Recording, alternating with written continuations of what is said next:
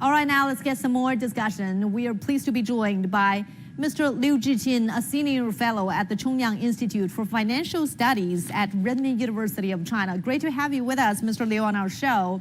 So bilateral trade has seen a significant drop this year. How do we evaluate the current situation? And can this downward trend be broken?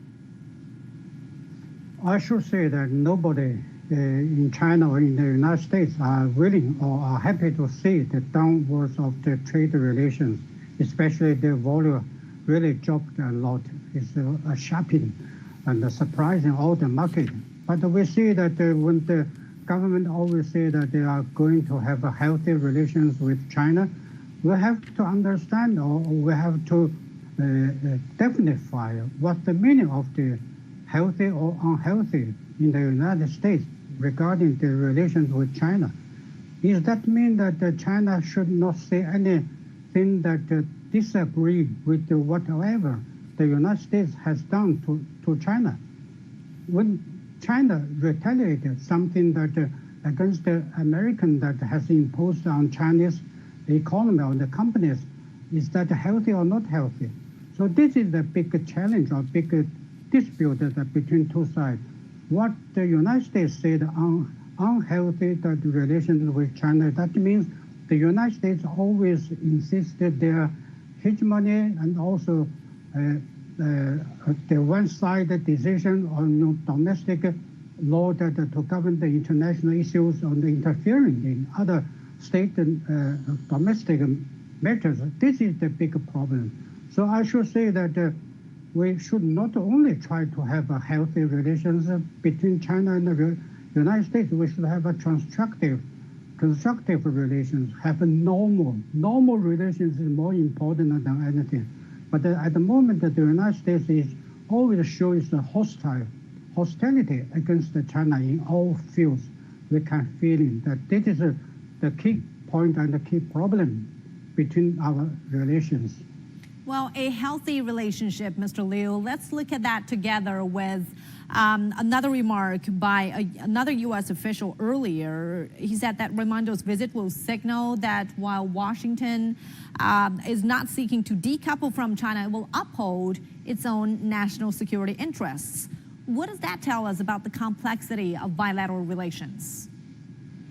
I have to say this is a big challenge for both sides.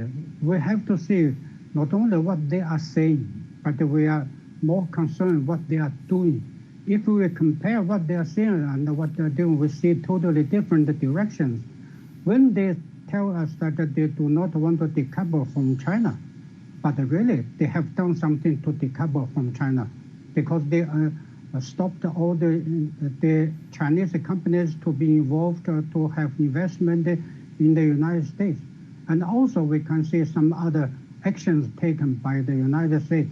They really want to decouple, not really so hard decouple, but soft decouple is happening in all fields. So we should say that if they really want to cooperate with China, they should not use national security as an excuse to protect their own so-called interests, but to damage, to harm the Chinese interests. This is not the right way. So we should have a very transparent, very cooperative, very constructive, very equal relation between each other. That's what I mean, that normal relations is better than any other beautiful wordings.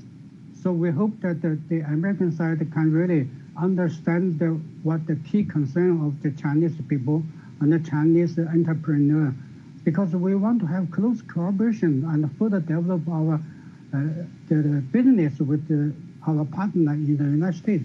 But under the umbrella of the national security, I think we have less freedom to do business with each other. This is the big challenge for the United States. I hope that they can correct their mistake as we always announced. Yeah.